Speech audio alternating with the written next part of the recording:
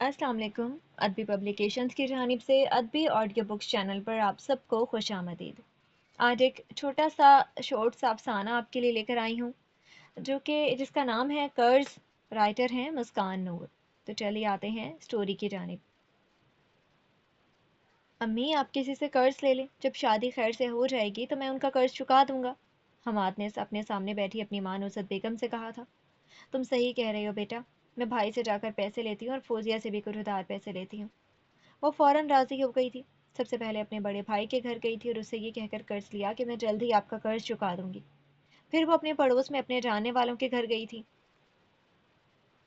उनसे भी कुछ पैसे कर्ज लेकर वो शादी की तैयारी करने लग गई थी। शादी बहुत धूमधाम से हुई थी। जो जो शादी में आया उनके मुंह हैरत और सताइश से खुल से गए थे। नुसरत बेगम यही तो चाहती थी कि लोग उसकी वाह वाह करें, उसकी तारीफ करें, उसके खानों की तारीफ करें। वो तो खुशी से फूले नहीं समा रही थी। नुसरत, क्या बताऊं मैं तुम्हें, सबके मुंह से तुम्हारी तारीफ सुनने को मिल रही है। शादी में बहुत मजा आया। क्या शान से तुम्हारे बेटे की शादी हुई है। हम तो तुम्हारे हालात देखकर समझते थे कि तुम सादगी से बेटे की शादी करवाओगी, लेकिन तुमने तो धूमधाम से शादी करवा कर सबको हैरान कर दिया। और तो और, खाना भी बहुत मज़ेदार था, सबने बहुत तारीफ की थी तुम्हारी। नुसरत बेगम की पड़ोस में रहने वाली रेहाना बेगम उसकी तारीफ कर रही थी और नुसरत बेगम का सर फखर से बुलंद हो गया था और चेहरे पर मुस्कुराहट आ गई थी। पर नुज़रत बेगम तो उस वक्त बौखला उठी थी जब कर्ज देने वाले उसके दर पर आ खड़े हुए थे अपना कर्ज लेने।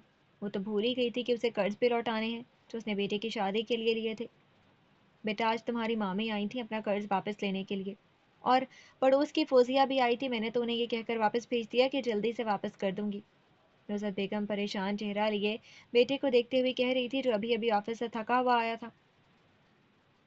नौशाबा, नुसरत बेगम की बहू, जब हमाद के लिए पानी लेने चली गई तब नुसरत बेगम बेटे से परेशान भरे लहजे में बोली थी, अम्मी, मैं कहाँ से लाऊंगा इतने पैसे, घर के खर्च पूरे करूं या लोगों के कर्ज वापस करूं। हमाद ने बेजार लहजे में कहते हुए नौशाबा से पानी का ग्लास लेते हुए कहा और पानी पीने लगा। बेटे की बात सुनकर नुसरत बेगम की परेशानी कम होने की बजाय और बढ़ गई थी। पर बेटा, उनके कर्ज वापस तो करने हैं ना। हमें भाई का तो खैर है, वो इंतज़ार कर लेंगे, लेकिन फौजिया को तो देने होंगे ना पैसे। नुसरत बेगम फिक्रमंदी से बेटे और बहू का चेहरा देखते हुए बोली थी। तभी नौशाबा भी बीच में बोल पड़ी थी, अम्मी, आपके पास जो सोने के कंगन है वो क्यों नहीं बेच देती। आप उसे बेचकर अपना कर्ज चुका सकती हैं। नौशाबा को एक दिन उसने अपने शौहर के दिए हुए कंगन दिखाए थे। वो उन कंगन की बात कर रही थी। बहू की बात सुनकर उसके दिल को तकलीफ पहुंची थी और उसने दुख से बहू की जानिब देखा था। बेटी, ये तुम क्या कह रही हो। वो मेरे शौहर की आखिरी निशानी है मेरे पास।